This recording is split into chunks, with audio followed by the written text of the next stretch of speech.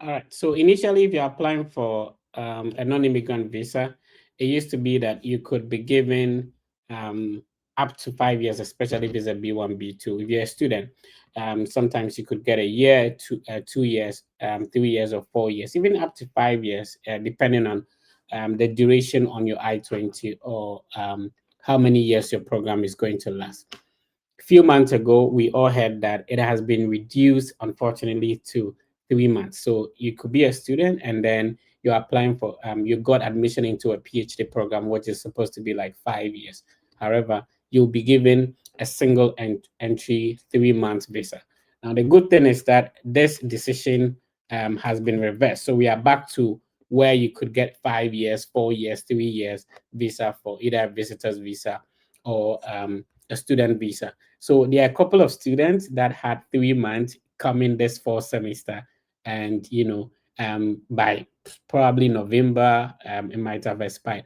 But now the decision has been reversed. So this information was put out by the Honorable Minister um, Samuel Kujeto Ablakwa, saying that big win for Ghana, and this is very good news for especially a lot of international students who are coming to study in the U.S. And it reads that the U.S. visa restrictions imposed on Ghana has been reversed. Ghanaians are now eligible for 5-year multiple entry visas and other enhanced consular privileges. So this was posted on X by the Honorable Minister. And the good thing is that the U.S. Embassy has also posted the same, information on their website. So when such issues come, you want to be very careful or you want to be very sure. So the U.S. Embassy also posted on their social media platform that the U.S. Embassy is pleased to announce that the maximum validity period for all categories of non-immigrant visas. This is very correct because the non-migrant visas span from the student visas, the visitors visas, the K visas, and all that. For Ghanaians have been restored to their previous length. So previously, it used to be multiple entry. It used to be that you could have more than the 3 months or a number of years. So it has been reversed. So the maximum validity allowed for B1, B2 visitor visa is again 5 years, multiple entry. The maximum validity, and this is where I am interested in, the maximum validity for F1 student visa is again for 4 years, multiple entry. So when you apply for a student visa, you could get up to this number of years, unlike previously where it used to be 3 months. So this is good news. So if you are a student, don't be scared. Initially, there were a couple of countries that were also given this same 3 months, like Nigeria. If you are from Nigeria, let us know if this issue has changed in your country. All right, this is the Study Abroad podcast. This is the biggest Study Abroad content platform. We do this every weekend. The reason is simple. People have gone through the Study Abroad process. People have already, achieved the scholarship, the teaching job, the nursing job that you want to also come travel to also pursue like a similar dream. So what I do is to invite these individuals who have the experience of going through the process to share their experience, their journey with you, so that it will serve as an inspiration for you who want to do it. Today, we are going the teaching route. How do you become a teacher, an international teacher in the US? You're a teacher in Ghana. Please pay attention. Stick to your phone. Stick to your television set, whatever platform you're watching us on. Stick to it. We have an experienced individual to explain to us how he transitioned from being a teacher back home in Ghana or Africa to being a teacher in the US. Of course, my co-host has always been Ben. Ben, how are you doing and how is the UK? Your microphone is muted, so you have to unmute it, sir. Yeah, I'm doing great. By the grace of God, UK too is fine. Just that gradually we are ushering into winter, so the Yeah, weather is getting cold gradually. Yeah. awesome. Our guest is Teacher Note. Teacher Note, how do I say welcome in Ghana? Oh, I think it's a very good way to start. Obake, Okay, Obake. Teacher Note Obake. Thank you. And we can also say Aquaba. I don't think they should be competing. I think we should be Yeah, yeah, we should be living harmoniously. it's not like one should be over the other. It's just Mm. that we just know that this is the group of people we are, and this is our culture. And I saw your video and I loved it with your school kids. Okay, so a bit of introduction for people seeing your handsome face for the first time. Who are we talking to today? Okay, so this is Note Nazir. A lot of my people know me as Nazir where I worked. So, but Note is my name, and you know, I've been teaching for the past like 18 years. I'm so young, but I have so much experience. I don't know why.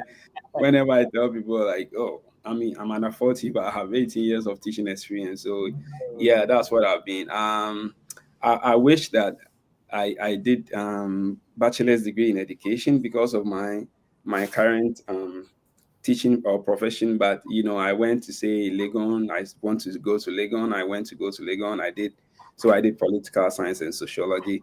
It didn't help in my journey here, but by God's grace, we still made it. And when I moved here last year, I've been thinking of how to create content, because sometimes when I see a lot of people's content, I try to critique it, but then I ask myself, I don't have anything out there, so why do I, so when I moved here, I'm like, okay, maybe I should start something where what I critique people about, I should be able to put it out there. So yeah, that's me. So which year did you graduate from Legon?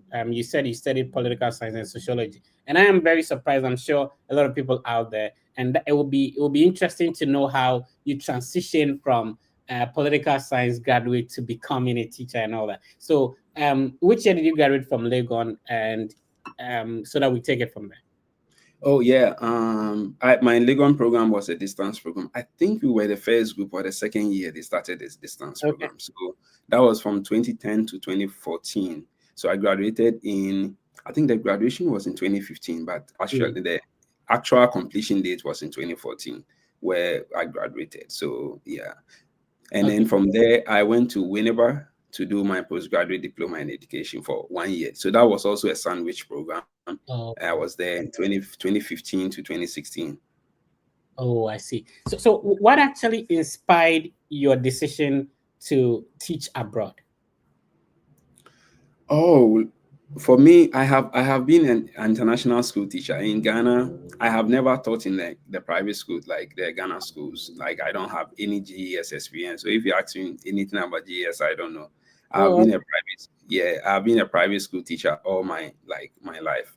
So I didn't make all my grades to go to university when we competed, and my mates left to university and stuff like that. So then I started to look for something to do, and then I was first working as a waiter or a games attendant at a restaurant. After a year, I got this teaching job, and I'm like, maybe I should go and do it because it's much more flexible. So after working there for a year, I'm like, this is something I want to do.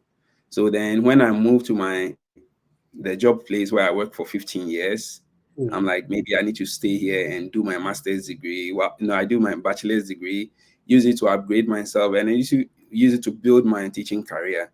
So that's how it started. Shout outs to my brother Raf. I think Raf is in Indiana. He actually came to Purdue University and he's currently working at Ball State. So he said he knew you. You guys used to work probably in the same institution. So Yeah, shout out. yeah, yeah, Yeah, Ralph. Yeah, he used to be our music teacher where Ryan International School. yeah, Yeah, he's and then the Ralph just ran away. yeah, his musical prowess is amazing. Yeah, You know, yeah, shout out yeah. to Raf, man. So is it because you were teaching at an international school and you said you never had anything to do with GS? That is what gave you an upper hand to be able to teach abroad, or someone from GS can also teach abroad. Oh, look, I've met people from like the rurals of Ghana who are teaching abroad. I think my international school experience can be a plus sometimes, but I think it's a field for everyone. Because the reason why I ventured into teaching abroad, for me, there was every at the beginning of every academic year, I write my goals for the academic year. I know what is the main focus for this academic goal. So every year when I look at it, and there was one year, I think 2017 or so.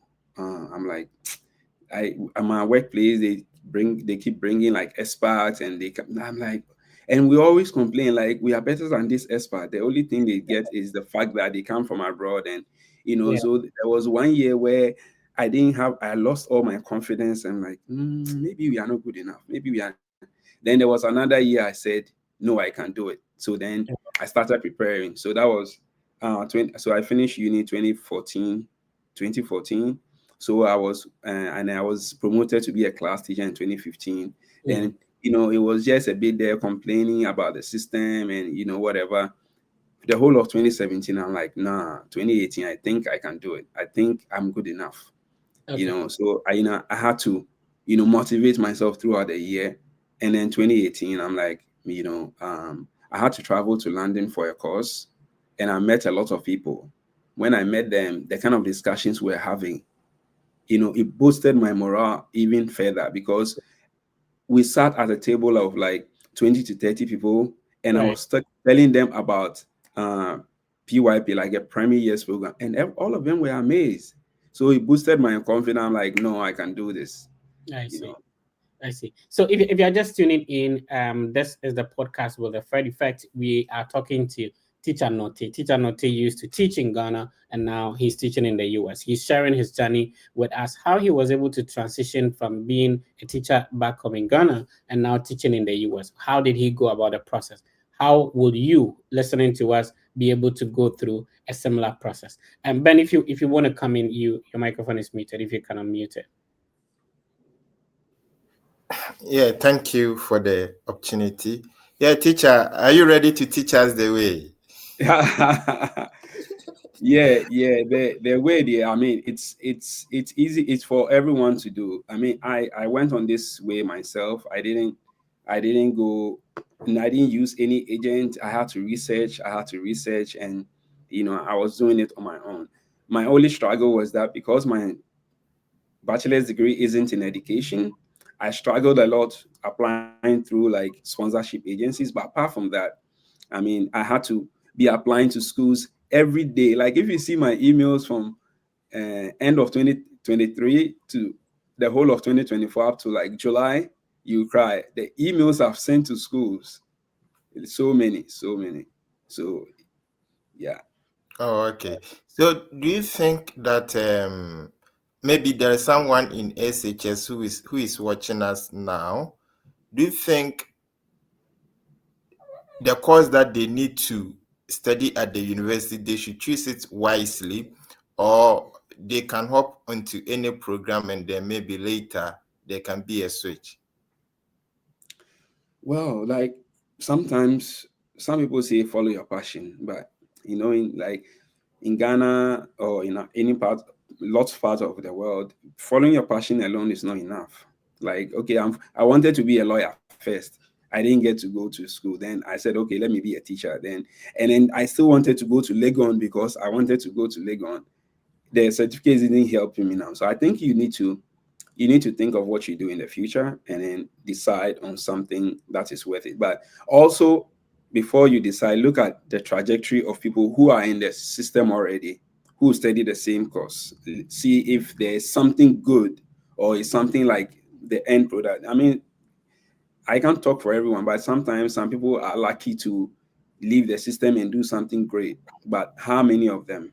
So maybe we need to decide on. For me, I was even coming to make a campaign of, look, everyone in Ghana, if you want to be a teacher, maybe do special education, because the amount of special education needs teacher in the US, maybe I'm thinking Ghana should take up their role and be like the whole world special education needs. Ghana has the top teachers or professors or something special education. Oh, okay, that's interesting. But looking at our case, we've all been into the Ghana education system.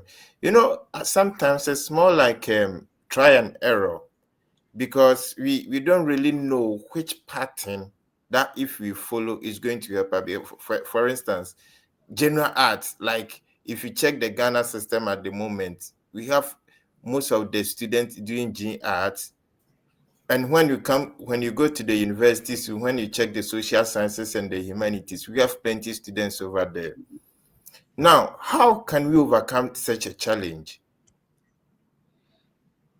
I think the first thing we need to do is to, reorient people to think that general arts isn't that one subject where it's going to kill all bears. We should be open to telling our people that when you learn carpentry or tiling or hairdressing, you can be equally as good when you position yourself well. We all don't have to go to school learning the same sociology, political science, and then we come in and we are looking at the government for something. But I think the first thing we need to reorient ourselves as new generation. We shouldn't just be saying, "Oh, I want to go to Legon." Yes, but what are you going to study?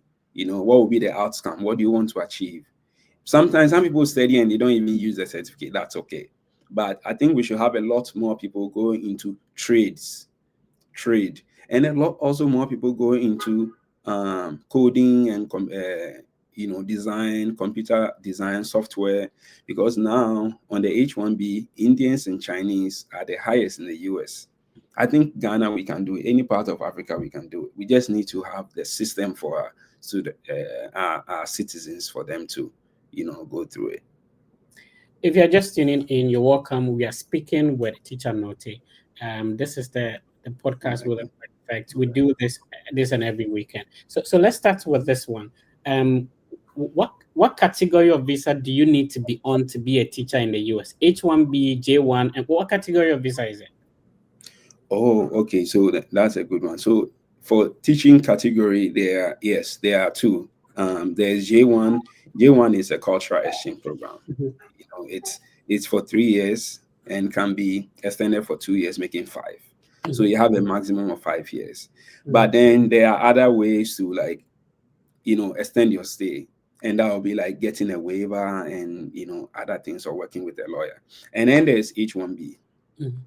So one thing I didn't say about the J1 is that when you finish your program and you don't do the waiver or you don't try to extend it, I mean, you have to go home for 2 years. If you want to come back to the US on that same program, you have to go home for 2 years and then apply after 2 years. But with the H1B, also for teachers, you find people coming and their initial visa is for 3 years and can be extended for an additional 3 years. And then mostly some of their their employers who apply for a green card for them. So then they will be on it, and I mean they work there. So probably they're going to work there for a minimum of about 6 years, if not more. Based on your experience, if somebody wants to come and teach in the US, what should they target? Should they go in for a J1? Should they go in for an H1B? I think you should be open. Okay. I think you should be open. You shouldn't say, I'm only looking for J1, only looking for H1B. For me, I was looking for a job. When I got it, I'm like, okay, let me go. So don't target J1 or H1B. Like some people say with J1, oh, you can't, I mean, at the end, the waiver takes long and it may not come. Yes, but let me tell you, maybe when you come here, maybe US will not be for you after 5 years. You like to move somewhere else. You like to go somewhere else instead of the US. So still come for the 5 years, or you can maybe move to Canada, anywhere you want to move to. I mean, don't box yourself as in, oh, for me, I'm just targeting H1B or, and even this year, I mean, a few weeks ago, the president introduced some rules, and I'm looking to see how they are going to implement, especially H1B for teachers, because teachers are in shortages teacher shortages are in the US. So maybe there will be an exception for teachers, but let's see how it goes. When you say you're coming in to be a teacher, are you going to teach at the high school level, undergraduate level? Are you teaching at the junior high school level? To somebody listening to us from Ghana, I don't want to use the terminologies in the US. I want to use so that if somebody is listening, do you teach at the primary level, primary school level? Do you teach at the high school level? Or what kind of teaching job is it? Okay, so it varies. They are from K5, that is kindergarten in Ghana, or KG2, to as high as being a professor. You can be on a J1. Okay. So the J1 is not only for elementary, middle school, or high school, or JHS or SHS. Everyone can be on it. If you are kindergarten teacher, crèche, KG, primary, JHS, SHS, you can be on it. Professors can be on it. And then also trainees, especially those who are doing culinary services, like culinary services. hospitality industry, yes. They are also on the J1. Also those doing summer work travel, au pair, and those in SHS third year, they can also apply for J1 to stay with a family in the US and go after some months. Right. We'll come to let's talk about the requirements now. That personally, how many years of teaching experience and what was your highest academic qualification before you started applying for the jobs? Yeah. Frankly, you need just a bachelor's to be on a J1. Okay. You need a bachelor's to be on a J1, but your bachelor's must be in education or in a subject you want to teach. So even if it's not in education, like in my case, you're going to go on a long route. You're going to look for schools and send them direct application. Is going to be long. Sometimes, sometimes you may get a school in after 10 applications or 20 applications. That's, but apart from that, you need to apply through visa agencies. So you need your bachelor's degree. It's very important. Bachelor's degree. Even if you have a master's in education, they will always refer to your bachelor's degree to make sure that you have the right qualification. Okay, so the first thing is that you do not necessarily have to have a bachelor's degree in education, but you should have a bachelor's degree. No, it must be in education. If your bachelor's degree is in education, you may be going on a much less stressful route. Yeah, but if you have teaching experience and you don't have anything in any qualification in education, you can go like in my route. I had like 15 years, I think 17 years when I was applying. Teaching experience. Yeah, but you don't need that. The minimum teaching experience you need is 2 years. Oh, okay. 2 years teaching experience. So if you have 2 years teaching experience, you can do the direct application like I did. You also mentioned that your bachelor's degree was in political science and sociology, but you did a 1 year at University of Education Winneba, which was a certificate in education. So do you mean that the certificate in education you did, sort of made up for you not having a bachelor's degree in education? Frankly, it didn't. Okay. It didn't, because when I did my evaluation, a lot of the sponsorship agencies were like, we don't know how to situate this because it's postgraduate diploma in education. It's not like a diploma, and it's not like a master's degree. It's hanging in there. So then they were like, okay, you have a bachelor's degree, so that's what we are working with. Yeah. So it didn't really help. I mean, in terms of professionally, I do have it as something, a course that trained me, but apart from my application to the US, it didn't really help much. Oh, okay. So to make people with a qualification in education is easier, and you may not have a qualification in education, just that it's going to be like a longer route for you compared to somebody who already have a bachelor's in education. Yeah. But I have also heard people who say they have the qualifications, they've applied through the agencies, and they've not been selected for like 2 consecutive years. So then I'm also thinking, what's happening?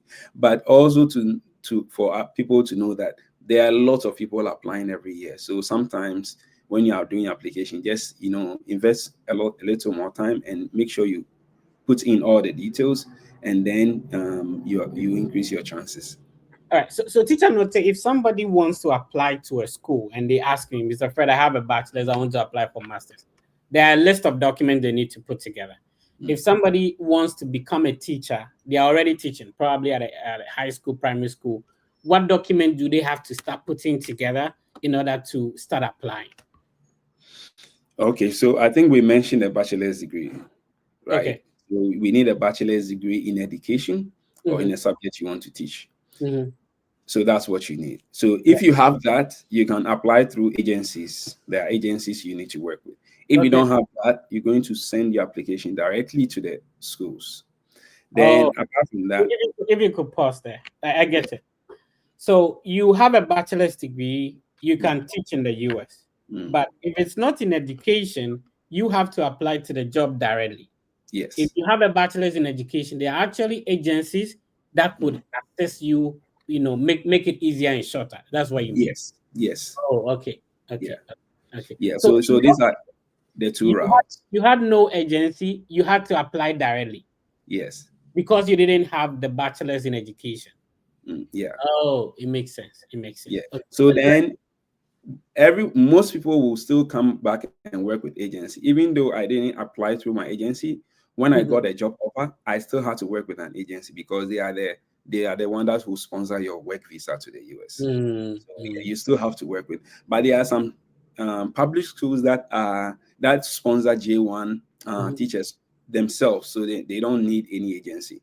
So if you find one of those, that will also help. All right. So teacher, what happens is that you need to watch the camera, right? So that the viewers think you're looking at them. If you watch on the laptop, like you I don't see, know. That my setting is like my camera is way ahead, like that's here. where you have It looks like I'm looking down. Yeah, so you have to watch on the camera now. Okay. Let me. It's sometimes tricky, but No, but then I have too much headroom. No, I think you should keep it that way, but still, try to see if you could just look into the camera. You will not be seeing me because you can't watch, you can't see your laptop. But from time to time, that's what I do. I'll be switching so that you're looking at them this way. Okay, so we have our bachelor's degree qualification, and then we know that we can go through two routes. We either apply directly to the institution ourselves, or we go through an agency. We have these two routes. What other documents do we need to put together? Okay, so the next thing we need to put together is to have our bachelor's degree evaluated. Either WEST or Spantran. If you have a bachelor's degree in education, so we need to have that evaluated.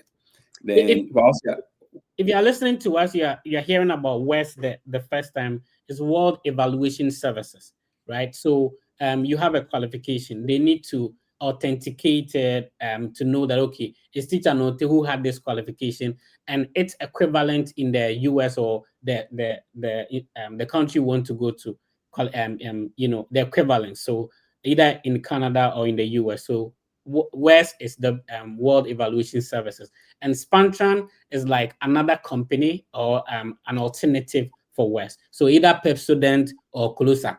That's what we are saying. Anyway, let's go. Yeah, so you have your bachelor's and then you have your evaluated documents. Another thing we need is your police report from your country. You need a police report. Then you need recommendation letters from your supervisor in Ghana, anywhere in the world, and then one from your colleague. Okay, so if you're listening to us, both on TikTok and then on the StreamYard, if you can be typing the document. So teacher Note mentioned you should have a bachelor's degree in the first place. So can somebody be helping us? Type it in the comment section. Bachelor's degree. We should have our transcripts evaluated. And then we should also have our police report. So somebody should help us type them in the comment section so that we can be keeping track of their list. Teacher Note, let's move on. Okay, so 3 documents, and I mentioned police report. Yeah, so then you also need driver's license. Oh, okay. You can attest that, like in the US, when you come, you need to know how to drive in a way or form because you need a lot of the sponsorship agencies will not really consider your application if you don't have a driver's license. Right. Let me tell so like when I arrived here last year, I think I got a car in December, and then I drove the car off the showroom. It was in December, so we don't have much of daylight. So I think it was around 5 p.m. It was almost dark everywhere. Yeah. And I was supposed to drive the car like 40 minutes to my apartment. Like, even though I've been driving for a while, like 4 or 5 years in Ghana before I came here, I was just shaking on the road. Yeah, because the driving is a little bit different. Yeah. So you need to know how to drive. You need to have a driver's license, and then you also. And this means that driver's license should be from your country, right? Yes. Okay. Yes. Okay. You need a driver's license, and then you also need. I mentioned recommendation letters, and then you also obviously should be able to speak good English, and So basically, these are the basic things you need to apply. Oh, Yeah. okay. So, Ben, I don't know if you want to come in, but yeah, we are set with the document. Now we are going to start. I'm going to ask about how long it's going to take, how much should we be saving to put into the entire process, and a couple of other questions. Ben, let's move on. If you have other questions. Yeah, so please, I need a quick clarification with regards to the driver's license. Do you have to upgrade to international driver's license or just the local one? Okay, good one. So you need to come in with your local one. And when I was coming, I also did international driver's license, but I don't know whether here they don't have reciprocity with Ghana, so it didn't really matter. I had to just go and write a test and get the license here. Okay, Oh, but okay. for application purposes, you need to have a license. Yes, to show that you know how to drive. Yeah, Oh, when it okay. comes to the international license and stuff like that, obviously it differs from state to state. There are some states, if you go there, like they can easily transfer it for you. There are some states you need to start all over. That one would differ according to the state you're going to. Yeah. All right. Ben, go on, please. Okay, so I just want to know, we have someone in Ghana, maybe perhaps the person has education background, about to graduate. But now Ghana, they've introduced the teacher licensure exams. Do you think it's relevant? Do you have to get teacher licensure exam before I can apply to teach, or I can skip that? Okay, good question. So if you have the teacher licensure, it's great. If you don't have it, it's okay. You can apply without it. It's not the main thing we're going to look at now is your qualification and experience. Yeah, but so these are the documents that is required. But if you have a teacher license, yes. If you don't have it, it's okay. Okay. Oh, So okay. you also mentioned a number of experience. You said how many years, which boils down to what Ben is saying, that immediately you graduate, will the national service experience be okay? How many years of experience? So for me, I feel you can count your national service. So far as it's an experience, it's a teaching experience, you can count it. I mean, I don't think 1 year teaching will just go down the drain. I think you should be able to count it. And then, so if you did 1 year of national service, you should have 1 year of teaching on the job. And it shouldn't be like government school. It can be private school. It can be a corner school. So far as it's a school where you are educating other students, you are good to go. I see. So if somebody is setting out to work on this process, how much should the person be saving towards? Like what should be the anticipation that am I going to spend 20 Ghana cedis, 30 Ghana cedis on this process? Of course, certain things will change. How you're going to get your transcript up to you. Police report may differ according to the police headquarters you go to. and all these documents, we are taking that part out. Yeah. How much is involved to be able to start or be successful with this whole process? Okay, good question, because a lot of people message me, and then when I tell them, okay, the first step is go do your WES evaluation. That is when I know that a lot of people are interested. I say, go do your WES evaluation. When you finish, then come back. They're like, wow, like 220, the money is a lot. I say, yeah, it's a lot.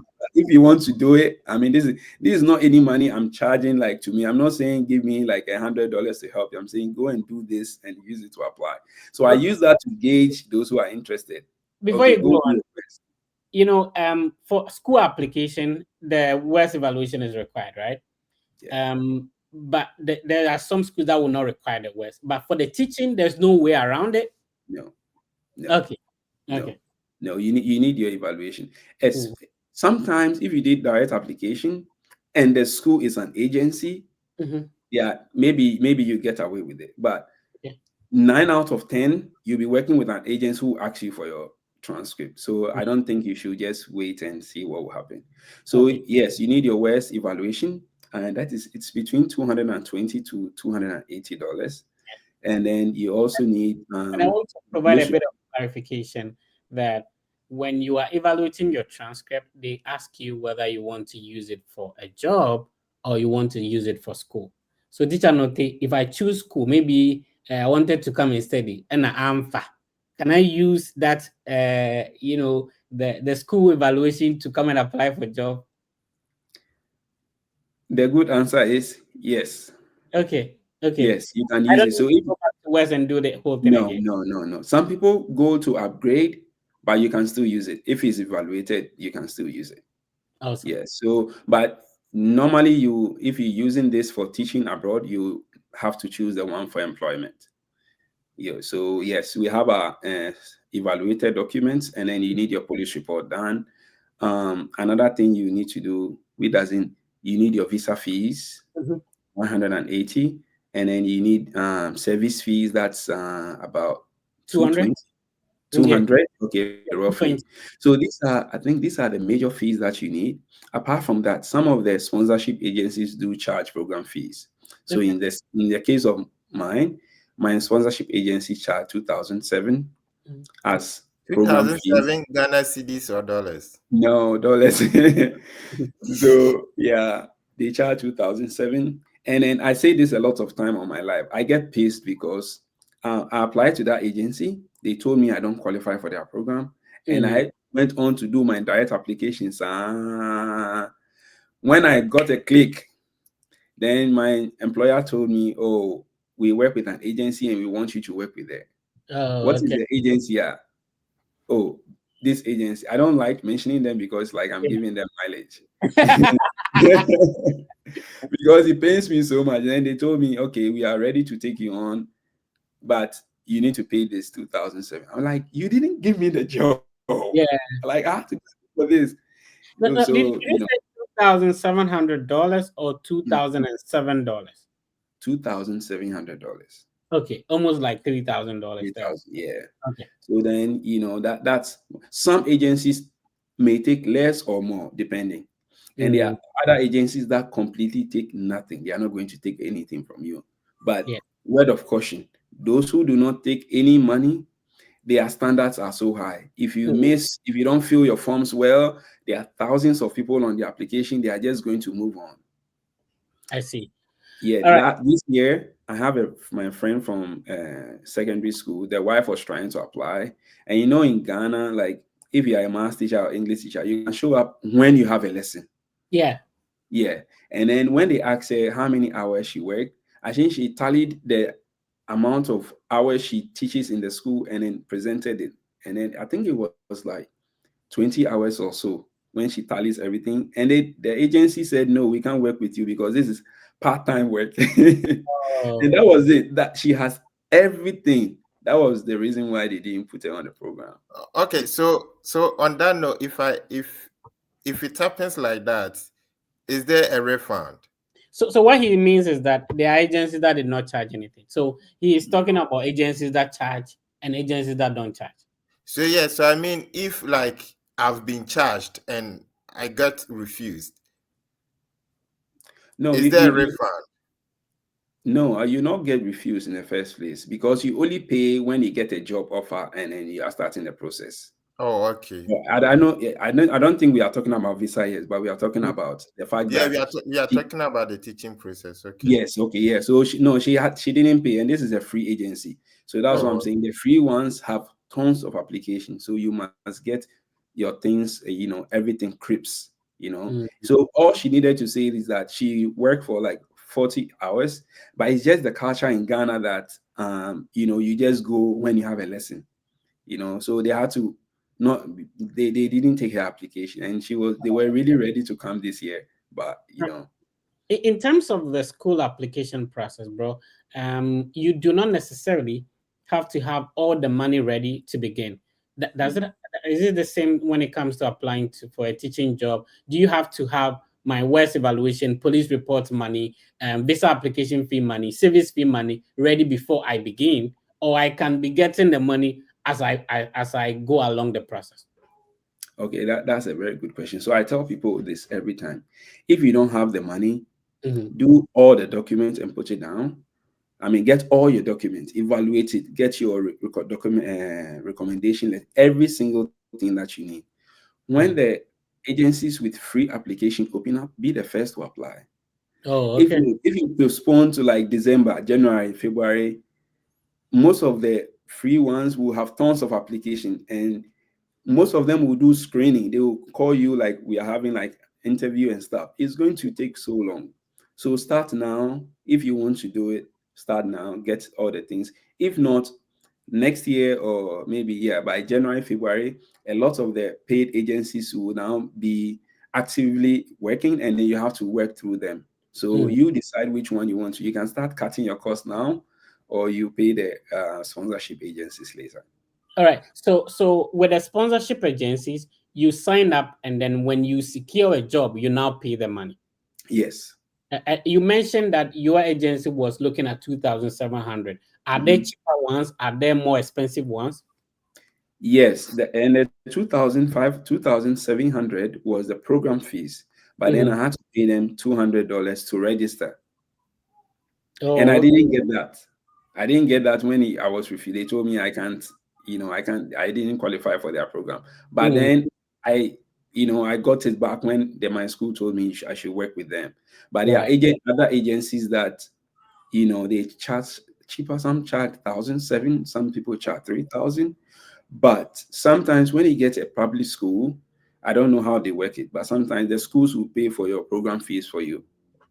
Yeah, when some schools will pay for your program fees for you. I think they have some math they do around that. But yeah, so if you get something like that. How long will the entire process take? So if you ask me about how long is it going to take for me to complete a study abroad process, I'll tell you, give yourself 3 to like a year for the entire process of admission, scholarship, visa to be successful.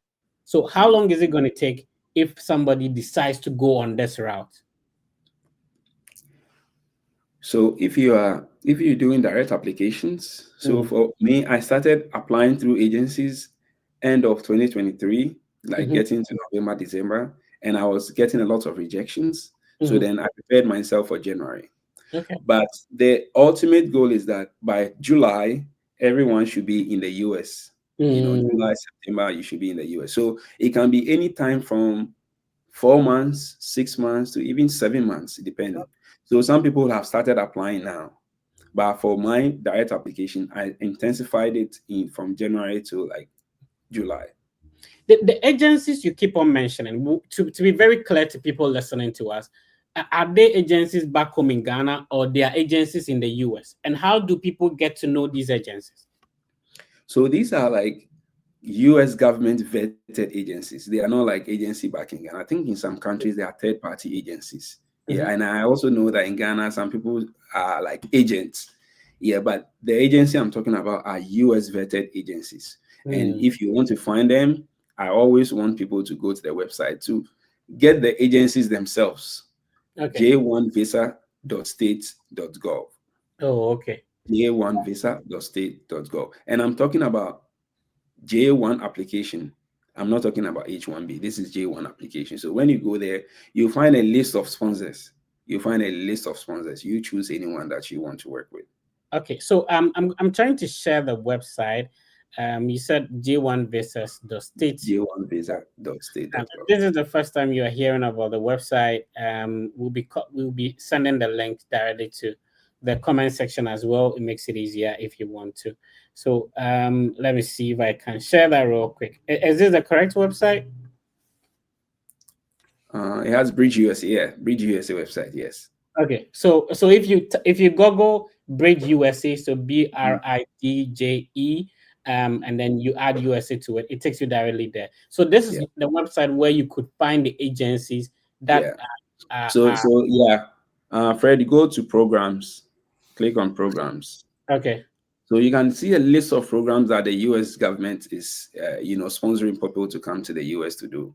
And teachers, we are there in the list. So you choose teachers, and then you find the agencies that do sponsor teachers to come to the US. Oh, okay. Yeah. Okay. I see. So where do I find the agencies? Find a program sponsor? So, find a program sponsor. So as I said, the J1 is not only for teachers. So you just have to be going next. Oh, I see. You find teachers, teachers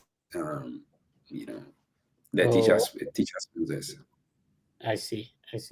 All right. So when you go through, then there is a link already here that will lead you to their direct website. Yes, direct website. You can also filter them by their name if you do know their name, the state in which they are located, or the state in which you are interested in teaching. It will not be advisable to restrict yourself to one state, because then you sort of like lose out on opportunities in other states. Yeah, you may be open if you want to teach in the US. I know people who are teaching in Hawaii. Yeah, I mean, it's a great people place. think Hawaii is not part of the US. Yeah, but so I was checking. I think I was talking to my colleague this week, and we were talking, and he said the last time he flew to Hawaii was from Los Angeles. I asked him how many hours. He said 11 hours. I'm like, Yeah. what? Yeah, that's 11? the other time I Wow. was passing through New Mexico, and some people think New Mexico is not part of US. It's in Mexico or something. Okay. New Mexico is part of US too. Okay, so yeah, so that is the website. It's called Bridge USA, and I'll be sharing the link to the website in the comment section. Ben, if you want to go on. So welcome if you're just tuning in. We're actually live across all the Fred Effect social media platforms. We're live on TikTok, we are live on YouTube, X, Instagram, and also we are live on Facebook as well. We do this and every weekend on Saturdays when it is 5:30 GMT, and then you can tune in. We normally bring people who have been through the process. They share their experience, their journey with you. It makes it easier if you want to do it. If this is the first time you're coming across this platform, be sure to subscribe and share with someone who is also interested in studying abroad, teaching abroad, nursing abroad. We do all that. Ben, please, let's go. Yeah, teacher. So after contacting the paid agency, does it mean that if I submit all my documents, I should sleep, they are going to find a job for me? Yeah, when you submit your document, I think that is the most important thing. And then they are going to link you up to schools. So that's what the sponsorship agencies will do. They are going to link you up to school. So if you meet all the qualifications and you provided everything that they ask you to provide, then they are going to link you up to school. So that's what the agencies will do. So they link you, then you apply? No, so they will link you up to your CV. Everything will be on their website. And then they will suggest you to a school. So the school will look at your CV. I'm like, okay, maybe you want to consider Teacher Norte. Then we'll call Teacher Norte for an interview. Then you go and do your interview. And when you are done, then they will send your details to the agency again. And then they will begin the process of sponsoring your visa to come to the US. Oh, okay.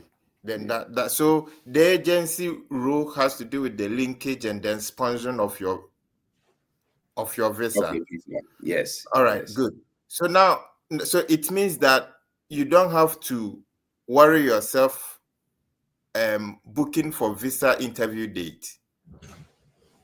Oh, is that yeah. how it means? Yes. The visa interview date is when you book the visa interview date, sometimes, in Ghana, there are not a lot of time. I mean, they don't have appointment dates. So you have to get, how do you call it? I think expedited appointments. The embassy will give you expedited appointments so that you bring your dates, forward, or you bring your date closer to, a much better time. Oh, okay. So you are going to search for your own date? Yes. Oh, okay. That's interesting. So, Yeah. so far so good. Teaching in USA. How's it feeling? Frankly, it's not different from what I'm used to. It's not so different because teaching is the same. You want to teach students, you want to impact, you are managing student behavior, you are making sure that students do their work, there's assessment and stuff like that. But I mean, every culture is different. I mean, the students in the US, they are different, and we have to acknowledge that they are more open, they are boisterous, they are enthusiastic. Sometimes they want to invade your space. They want to, push you to the limit. They want to turn the buttons on a bit. So, this is something this is something you have to do. You have to take care of when you are coming to teach in the US. It's exciting to be here, but then also there are challenges that it does come with. Okay, that's interesting. I think we have to come back to that point again so that you give us more. Yeah. I wanted to have that comparison. Let's start with the money aspect. Yeah. Obviously, it's not the same currency, but I'm trying to. We are not doing the conversion. Mhm. If you could give us approximately how much you were earning for the 12 years, and now in a month, how much is the teaching, so that somebody who is probably having something to do in Ghana would be able to make an informed decision that I'm not assuming I'm going to get millions of dollars when I travel to teach in the US, and this is what I'm earning at the moment. Would it make sense to even make all these sacrifices to go through this process in the first place? Fred, that's a very good question. And I like the fact that you say we shouldn't do conversion. And it's something I don't like doing because then Yeah. sometimes it distorts the arguments. Yeah.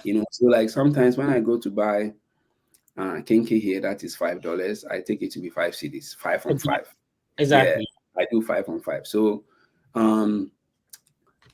frankly, I have to say that I'm a bit privileged from where I'm coming from in Ghana, like where I used to teach. Right. Salary levels were, way better than a lot of places I know in Ghana. But when I was leaving, I left RIAN in 2023. Then I was home for like 7 months. I didn't have any job. I was looking for a job. I didn't find one. Then I found another school that was willing to pay, and they were willing to pay 15K cedis a month. Okay. So I'm like, okay, voila, maybe I've hit the jackpot. But then I've taught in Ghana, like I really want to like go abroad and experience teaching abroad and stuff. So then it's not just about the money, it's about the experience. Frankly, here I don't have so much money. I haven't saved so much money as of now, but I'm happy that I'm learning a lot of things I haven't learned in my life for like the past whatever years, Yes. So I'm not here. Let's do the approximation. Like, I know in the US mostly they pay either weekly or bi-weekly. How is it? And that would depend on your state though. Back home, it's paid monthly. Over here, it's every 2 weeks, right? Yeah. Here they pay 2 weeks. So, but if you are looking at 5 on 5 and 1-on-1, I would say I was earning more in Ghana. Okay. If you're doing that, if we're doing 5 on 5 and 1-on-1, because in Ghana I was getting 15,000 cedis salary a month. Okay. I don't think I'll get 15,000 currently. No. I'm not. Yeah. Okay. So, but then if we are converting, then the US one will obviously definitely. because of the quality of life is different. Exactly. If you're a teacher back home in Ghana, let us hear from you in the comment section on TikTok and also on Facebook, on YouTube. Let us know, what is your salary? Are you taking 1,500, 2,000, 3,000, a month? Which level do you teach? Are you teaching at a high school? Are you teaching at a junior high school level, primary school level? That's great. Yeah. Somebody's asking 15,000 a month. Yeah, it depends on where you teach it. What do they got now? Yeah. So that's why I'm saying that I'm privileged. That's why I had to say that I'm privileged. So but even I work with people who were earning more than me. So it tells you like how much people were. Yeah, the number of years of experience and the place you were teaching. Like back home in Ghana, there are some places that rent is more expensive than in the US. Yes. Yeah, so some people are paying higher rent and stuff like that back home compared to this place. But I agree with you, the quality of life and stuff like that. All right, if you are just tuning in, we are talking to teacher Nortey. So I wanted to understand what do you think are some of the things you've learned here as a teacher that, if implemented back home in our education system, is going to be helpful? Oh wow, that's a good question. So like this past few weeks, I've been looking at similarities and differences between teaching in Ghana and I always talk about my perspective because, as I said, I've never taught in the GES. I've never taught in, like, I'll call it a Ghana private school, like Morning Stars or anything. I have never. My experience is only international school, like GIS kind of level, Lincoln. Arian is one of the best schools in Ghana. We have I mean, some politicians, we have so many of them, their kids there. So, Fred, what's the question? The question was, what are some of the things that you have taught back home, and probably I'm trying to think about this question because where you were teaching, if you are teaching at Ghana International School, it's not the same as teaching in Bole Bamboy, Sumpoiri, RCGHS. Yeah. You understand? So that's I wanted to know, like, some of the things that you've learned here that that could be implemented back home that will help with the system. Okay. I think so now I think the main thing here is that here people are on time coming to work. No one is like, oh, I'm coming at 8:39. If whenever you're coming at 8:39, 10, it's taken from your PTO. So you're talking about whether you have a lesson or not. So back home, if a high school teacher, they have maybe the bungalow in the school, they only come to school when they have a lesson. Yeah. But you are saying that you have to report in the morning, even if your lesson is 3 p.m. Yes. Yeah. And definitely, frankly, I'm telling you, you're not going to sit down till your lesson is 3 p.m. There's something for you to do. Like if you're assigned to go and assist someone, or you're like assigned to, there's no free time. I tell you, I had free time back home teaching in Ghana than I have here. Oh, okay. Like even on the schedule, there's no free time. The only free time is like a prep, 45 minutes. 45 minutes, you may be marking or doing something else. But in back home while I was teaching, I mean, I had more prep times on my timetable than here. Here, I'll have like 45 minutes. Back home, I'll have like sometimes 1 hour, and I have like 1 hour break. And then, but here I don't have a lot of room. But also one thing here that I've learned that we can implement in Ghana, apart from being at school, whether you have a lesson or not, is the fact that there are coaches and mentors for you. So like my principal and academic dean will meet every week and talking about specific things. Okay, maybe Mr. Dona, this one needs to improve. Maybe we need to manage the students this way better. This is one thing that I really love about teaching. That's one thing that I really like about teaching here. And then also teaching strategies and also getting to know different cultures and what they think and, how they see things. So I trick my student and I ask them, is orange because it's orange or is orange? And they say it's orange because it's orange. But I tell them, no. In Ghana, the orange is green. They said, no, that is lemon. You see the perspective. So I had to make my brother send me a photo of like orange is cut in green, and I had to show them for them to have. So I mean, these are some of the differences and the similarities, So these are some things: being punctual, being at work, having a coach, professional development. Now, I also say that where I used to teach, professional development is top notch every single time. Like we'd go. We travel abroad to go for professional development. Some people travel abroad, not all of us. But when we are not able to travel abroad, we get experts coming to train us to do training. So, I mean, these things are similar. Professional development always, every time.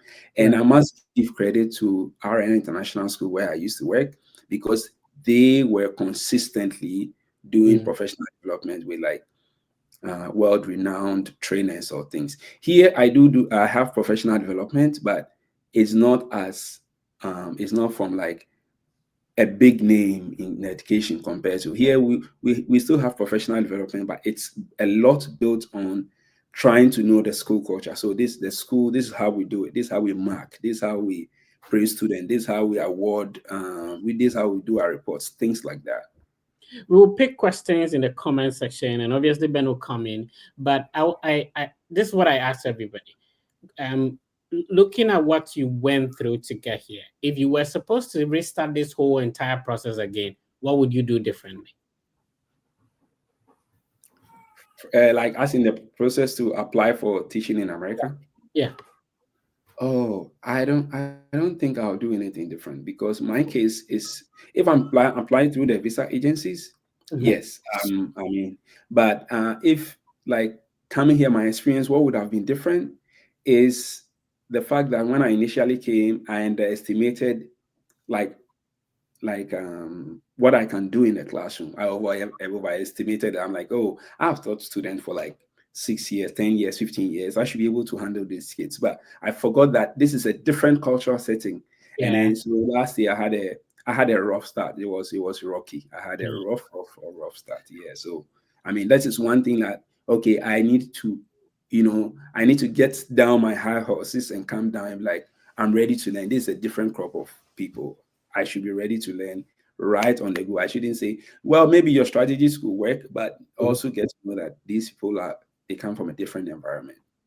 Can people, when they get this teaching job, travel with their family? If they have kids, if they have spouses, can they travel with them?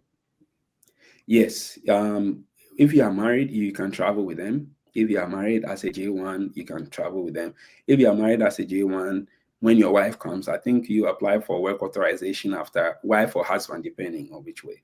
So it takes about 3 to 4 months. I mean, if everything goes through right. So your wife or husband can start working right away. But when you come on H1B, you have to wait till the 4th year Mm.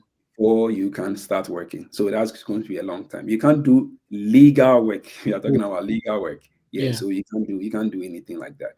You have to wait until the green card is filed for your spouse before and after the person has gotten the green card, then you can work. That's one of the things with the H1B and then J1.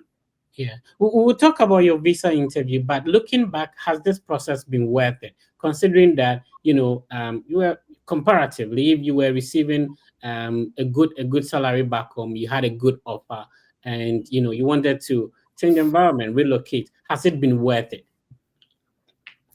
I would say yes and no. I'll Okay, say I I want don't. to hear the no first. I'll say no because, like here, you get money. When you get sick without insurance, you're in debt.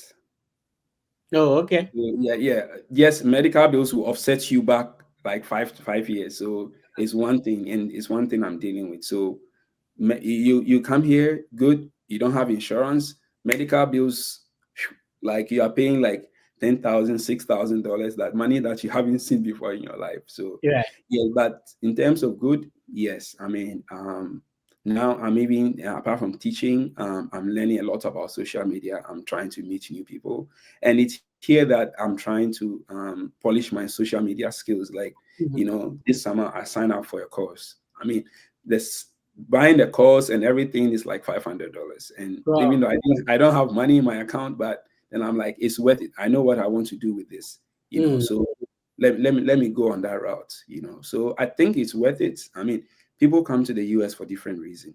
Your reason may be different from mine, Mhm. but as I said, yes and no. You choose both sides, and I like that because I mean that's how life is. You can't have it all rosy. You have it. It can be rosy and then blend, whatever. All right, awesome. We'll be picking some questions in the comment section. If you do have questions, we'll be reading out them to Teacher Note to respond to them. It's been a great session. We've been speaking to Teacher Note. You're not late. Remember that this live session will still be live across all the Fred Effect social media platforms. And Teacher Note has great social media platforms. He has been going on live on TikTok, explaining the process. I love it when people go through a process and then they are not gatekeeping. They tell us what they learned through the process, how you can do it, and things that they did that didn't go well for them that you should avoid as well. Talk to us about your social media platform. You just mentioned it. Which platforms can we find you on, and what are the names we should search for? And then we take it from there. So my TikTok is teacher_naughty, Okay. teacher_naughty. Or if you type Naughty Nazi, you're still going to see me. Teacher_naughty on TikTok and Instagram, teacher_naughty1. And on Facebook is Naughty Nazir. On Awesome. YouTube is also Naughty Nazir. If you're watching us on TikTok, follow Teacher Note right now. I'll be sharing the YouTube platform, the other platforms I can share on StreamYard so that you can search for it and follow. If you want to teach in the US, this is somebody who has been through, not gatekeeping, showing you how you can go about it. He's been live almost all the time to explain how the process goes. So if people have done something, you shouldn't struggle to do it. It's easy, don't stress yourself. But you can comment, please. Yeah, teacher, Thank you so much for your time. So I have two questions at the moment. So the first one, how easy or difficult can I lose my sponsorship after getting into the United States? Good question. Oh, you can lose it in the next minute. That is one thing. You can lose it in the next minute. So I think one thing I also need to be talking on my social media and teaching in abroad is, as I said, the culture is different. Here when you come, like in Ghana, sometimes when a child does something misbehaves, I mean, I like, hey, Charlie, like, these are in Ghana, we be like, we take it to be like normal threats, like, but no one is going to report you. But here, it's a big issue. Like if you threaten someone, they can just cancel your visa sponsorship, and in the next 30 days you have to be home. Okay, so you can lose your sponsorship in minutes if you are also not following your visa regulations. I mean, you know that you don't have to break your visa rules. If you are a J1 teacher, always ask with your sponsor if you can do a second job. If you can't do a second job, don't do it. If they say you can do a second job, you are good to go. So your sponsorship can be lost in minutes. And I know someone who, I don't know, I mean, someone told me about someone they came with a few months ago, and the person's sponsorship has to be canceled because of something that happened at school, and any issues with harassment, sexual harassment, no touching, no whatever. No, I mean, sometimes you can raise your voice a bit, but it shouldn't be like, it shouldn't go with your hand or it shouldn't be like it's an abuse. Oh, okay. That's interesting. So this just a follow up. So if I lose my sponsorship, is there a chance for me to travel back to the US again? Or that is it? Yes, you can travel to the US, but definitely not on the J1. You should be on another visa category, like the US, there are so many visa categories. So if you are not on the J1, you probably come on a visit or maybe on your green card. But hopefully the incident that happened is not reported as something on your file. I don't know how they're going to treat it. So I mean, it shouldn't be that bad a record or something bad. I mean, people leave, they come like after 1 month, like, you know what, the culture here, I can't teach. I want to go back home. That's okay. You can apply for another visa category and come. All right. Then my last question with respect to that would be like if I am teaching, let's say I'm there and I started teaching, let's say from class, or I started teaching in class 6. Can I progress to teach in maybe senior high? And how is the process like? Or any class I receive on my sponsorship, that's the only class I'm going to teach as long as I stay in the US? That's a good question. You can teach any class as long as it's within the school hours. So like last year I was teaching 5th grade. If I want to teach 6th grade or 7th grade, all I need to do is talk to my principal and say, oh, maybe next year I want to teach 7th grade. If there's vacancy, they can move you up. So you can be teaching any level in the school. If you want to teach like nursery, kindergarten, crèche, you can go ahead if there is vacancy. And if the school will allow you, no problem. Oh, okay. So there's that kind of flexibility in there. Oh, okay. Thank you so much. Welcome. All right. Fred, you can come in. Yeah, let's see. We want to pick some questions in the comment section so we can respond to them. How many minutes do you have for us, Janity? Oh, we can. Let's go on. Okay. Let's see. Somebody's asking that, Sylvester, thank you for watching us on YouTube. How is classroom management in the USA? What are some of the challenges of teaching in the USA compared to Ghana? I think you mentioned some of the challenges, but let's talk about how is classroom management. So I had an opportunity to teach, bro, and then my office is in the class, and then the students will rather come to my class. In Ghana, you would rather go to the classroom because they have their chair and decks already. And how is it like? How is it like? Student management. I mean, Yeah, classroom management, teacher management. Here, like the culture is a bit different. So like even back home, like what I'm used to, international school, that what we will call like what we want to do in the Ghana public school, you can't do it there. So Yeah. like someone misbehaves in Ghana and like, or maybe in the Ghana where I used to teach, where I mean this is the school policy. So we have to, so if someone is not listening to you, you tell them, oh, I mean, listen, the lesson is going on. If the person continuously, distract the lesson, you're going to write the person's name on the board and give the person one cross, Hmm. like one cross. So until the third cross, like there will be a consequence. Either you're going to take some, we give them some points, like positive point or negative point. So we're going to take some of the points, but if it happens continuously and it's getting bad, maybe invite the parents. Oh, You know, okay. and I think it's the same thing here. When students are not listening, you remind them of the rules. You say, okay, there are points, you give them the points. Sometimes when it gets very bad, maybe you call admin in and sometimes they shake them a bit and they will straighten up for whatever time. But it's all about management. It depends on the school's policy. You go with which one. So my school currently, sometimes we do have like last year when I was having a difficult time, I used to have my principal come to the class, and sometimes my dean will come, or people from admin will just come and be in the class because my kids were not ready to listen. They want to do what they want to do. So I mean, it was difficult, but I mean, these are some of the things. And also, one way of managing this is building a rapport with the students.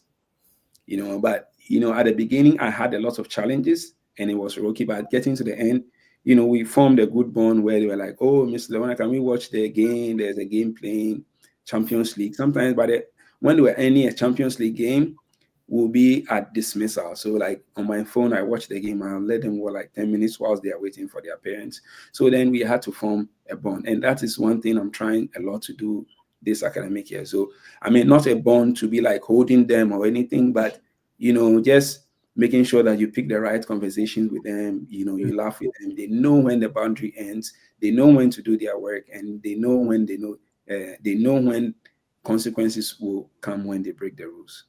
Oh, okay. Fred, let me add a follow up to this. So is an accent a challenge?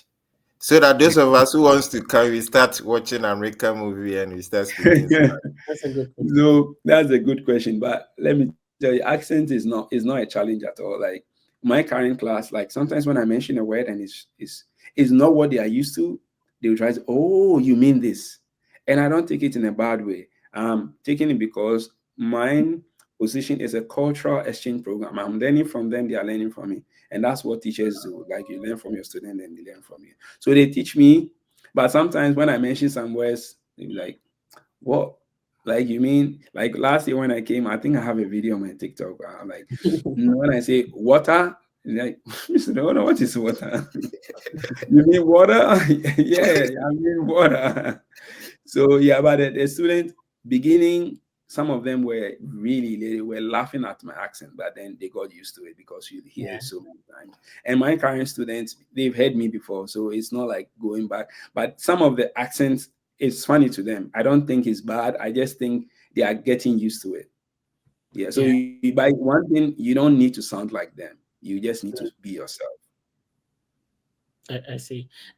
So we have Tony asking that can you add your diploma to your bachelor's when applying? So back home people have 3-year diploma and maybe 2 years top up. When you're applying, that means that you go through WES evaluation. Is this something feasible, or you necessarily have to have a continuous 4-year, 8-semester bachelor's degree? Okay, that's a good question. So if you have your diploma and you did a top up, Hmm. evaluate all the documents because sometimes your diploma and the top up will take you roughly 5 years. Yeah. And what they are looking for is a 4 years program. So it falls within. And if you have a master's degree, bachelor's degree, diploma, evaluate all documents at once. And because I think it's the same amount of money you pay. I think so. So don't separate them and say you are doing this separate. Put all the documents together. Teacher Noto, you've been through the process. God bless you for not gatekeeping, sharing your experience with other people. Somebody wants to go through the process. They need some form of advice or maybe assistance. How do they get in touch with you?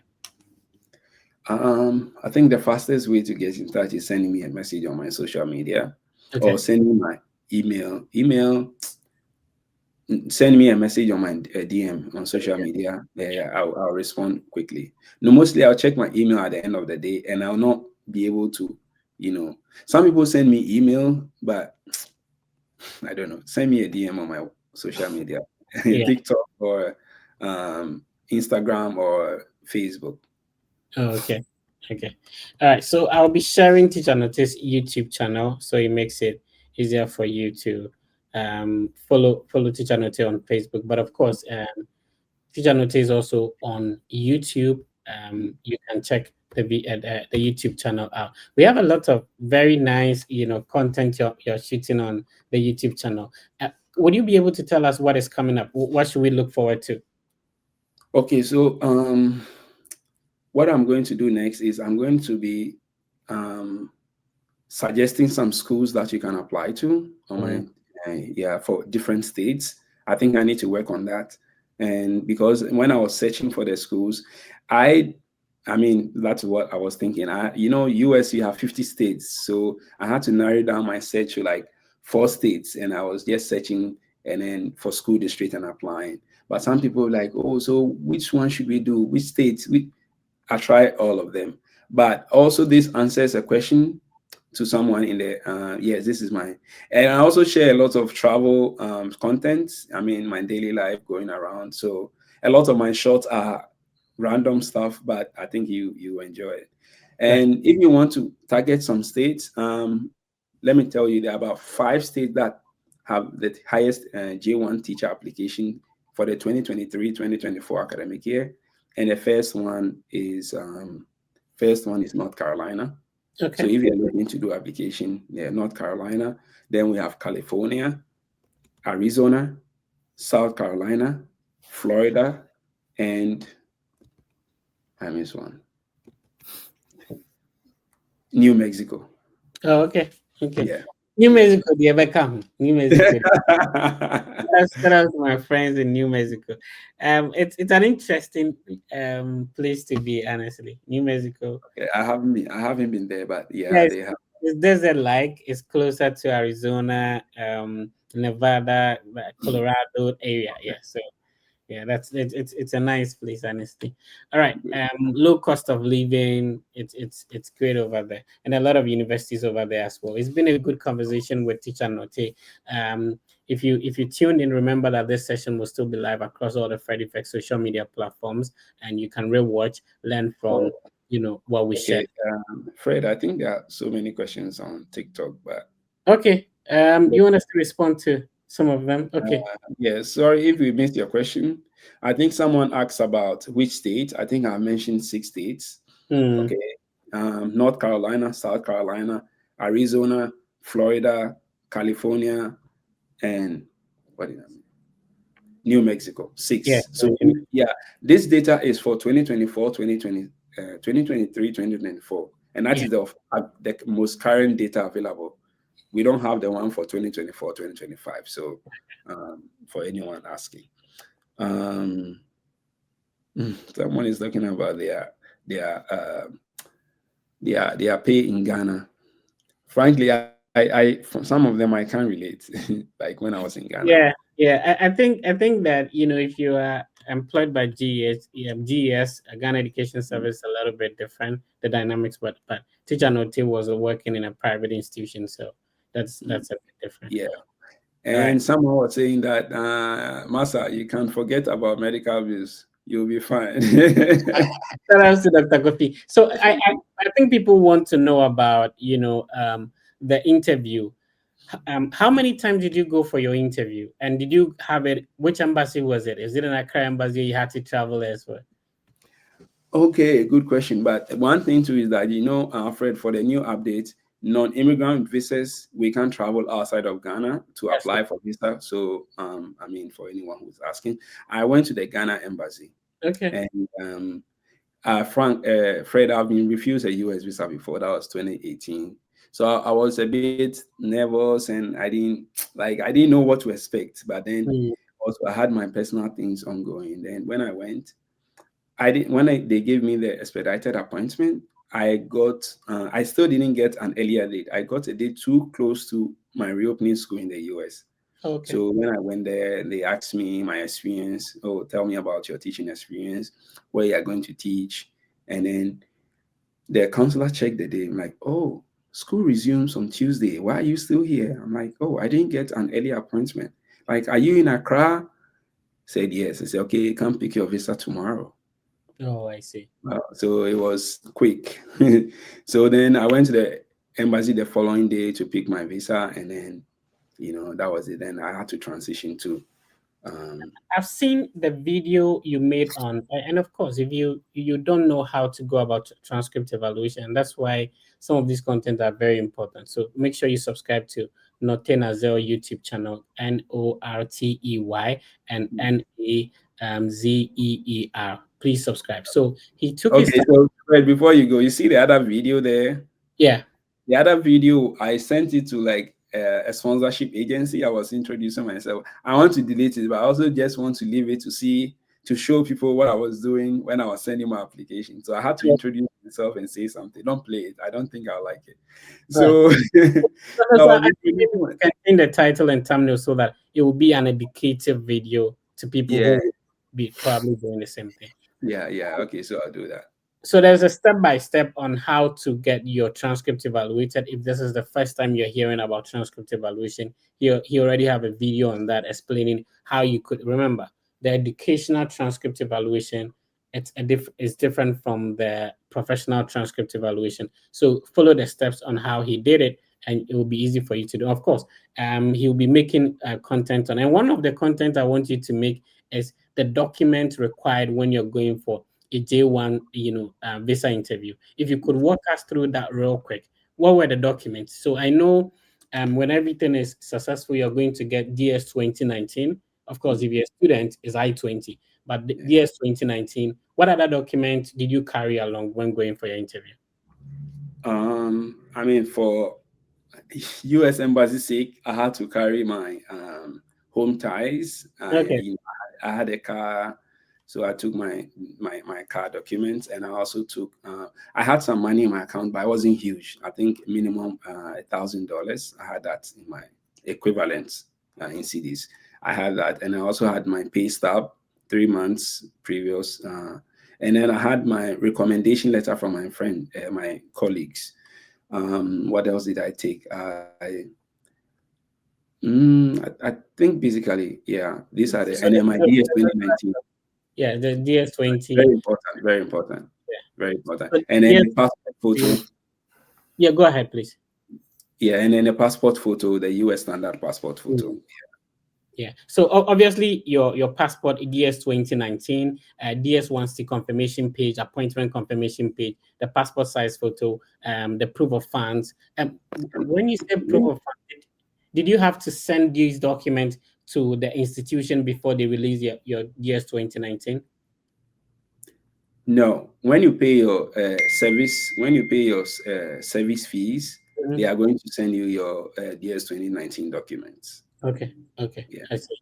All right. And yes, of course, service fee payment confirmation page for the J1 and visa. Then if you are married, you also need your marriage certificate to. That's very important. You may not ask, but it's better for you to be over prepared than under prepared. And that's a strong proof of home ties as well. Yeah. Too. That's great. It's been a great conversation. Talking to Teacher Nortey all the way from Milwaukee, right? Wisconsin. Yeah, with Milwaukee. Yeah. So we've been talking to Teacher Nortey all the way from Wisconsin, Milwaukee. Ben is in the UK. Fred is somewhere hanging around. I hope from state to state. So I've been moving around. Anyway, so it's been a great conversation talking to Teacher Nortey. He shared his experience with us through becoming a teacher in the US, transitioning from teaching in Ghana, going through the process on a J1 visa. He showed us how he did it. You can also do it as well. All right. Any final takeaway, like any final comments for anybody who tuned in today? I want to thank everyone for coming to listen, following and sharing my content, and I also want to thank my friends and family, Miss Hammer. And Yeah, I also want to thank my friend, my very good friend, Afro Gallonism, Serge Atukwe Clotte. Serge is my friend from childhood, and for those of you who don't know Serge Atukwe Clotte, he's one of the biggest artists in Ghana. I mean, I think he's on the same par with Ibrahim Ahmad, the Oh, artist. I So see. you guys should check him out. Sage Atukwe Clotte on Instagram. I want to thank him so much, and also to my brother Papa Shango. I do appreciate everyone. I see. It's always nice to be grateful to people who lended a helping hand in one way or the other. Super amazing. All right, Ben. Final remarks, and then we bring it to a close for today. Yeah, before teacher goes, he needs to answer this. Teacher, studying abroad, studying in US and then teaching in US. Which one should we go for? With the experience at the moment. Oh, I'll tell you that come and work in the stadium. I you mean, prefer if, you if prefer you to, want if you want to use studying, I mean, I think I advise people studying or working, visit there out. No young people. Young people normally they don't give us the like visit visas. They don't really give that. So if you are not coming to do something so urgent, don't apply for like B1, B2 visa. Don't apply for visit visa. Schooling or working, choose one. okay. Thank you so much, Teacher Note. I really appreciate your time. God bless. Thank you for hosting me, Fred. And Fred, I also want to thank you for the work you're doing for a lot of students who want to migrate or come to the US to teach. I think Yeah. I have lots of people who say, "Oh, Fred Effect," and for me, work teaching in the abroad hasn't been on my radar, so I didn't really look into you. But I've also messaged you on Instagram before, no, Oh, on okay. X before, but I didn't look at your profile as like, "Oh, Fred Effect." I didn't look at that. I was just Yeah. looking for, okay, I'm looking for a visa appointment. Who can I talk to? Like, so Yeah. I just searched it on my ex, and then your name came up, and then I had to send you a message. Oh, I So see. thank you all for the years of service. And one of my followers, Abik, who say, "Oh, he's been following you from Oh, I long." So yeah, really appreciate. Yeah, yeah. we are trying to do our best. It's easier to say that maybe you want to send somebody money from here. Mm, How mm, about if the person has the same qualification, and then you can also assist the person do the same thing that we did? You understand? yeah, So yeah. yeah, yeah, we are just putting in what we can to support our brothers and sisters who are interested in working on the process. It's not been easy trying to focus on your own life and trying to assist other people, but you know, God is in control. Yeah, All right. yeah. All right. Nice. Ben, so we will come we'll be here next week. Our guest is going to be that's starting from next month, right? We'll be talking about studying in the UK, and then our guest will be a wonderful lady. So that will be next month. We already, if people don't know, let's give them a gist that we already have our guest scheduled from now until December ending. So we have everything planned out, including next year January. So if somebody want to come on now, probably it will be like somewhere next year. So we have everything planned out. We've been consistent. It's not been easy, but every week we try to pull up, and we've been consistent from day one. We appreciate the support everybody's giving us on all our social media platforms. Right now, we are like 180,000 on YouTube, 160 something on and TikTok, over 22,000 on Instagram, and X is close to 50,000. So to be consistent on all these social media platforms for the number of years, it's no joke. So we appreciate the support, and everybody has been helpful, and the Fred Effect team obviously is very grateful. Ben, any final words before we go? Yeah, just to highlight that, per what transpired with our teacher noted today, you see that the life actually depends on you and where you want to go. So if moving to any country is your motive, is your desire, nothing can stop you. You just need to get the right information and how to navigate yourself through. And this is what we have been doing for the past decade.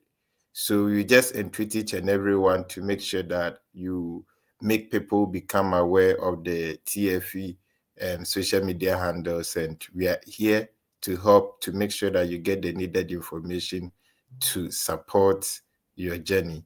Thank you for always tuning in, joining us live for interesting conversation all the time. We shall meet, God willing, next week. Yeah, so we earlier made mention that, of course, people knew that the visa requirement, there were some sort of changes in terms of 3 months visa instead of the multiple entry. We have a new information coming in from the Minister of Foreign Affairs, Honorable Okujeto Ablakwa, talking about the negotiations that has led to a reversal of this. And so now, if you are applying for a non-immigrant visa, you could get multiple entry and also up to 4 or 5 years, depending on where the category of visa you're going to. This is great news, and it will be helpful, especially to international students who used to have like 3 months. That was something else. So yeah, I'm yet to see that information reflect on the travel.state.gov website, but now the U.S. Embassy Ghana social media platform confirmed it, and the Honorable's Twitter handle also posted it. So it means that this is something we can trust. All right, it's been a great session. We appreciate your time. Remember that the Fred Effect team has a collaboration with Argo Visa. Argo Visa is a team of ex or former visa officers that, if you're able to get an appointment, please do not leave it to chances. Put in the preparation. Of course, the Fred Effect team for more than half a decade has a mock interview platform that you can join to prepare.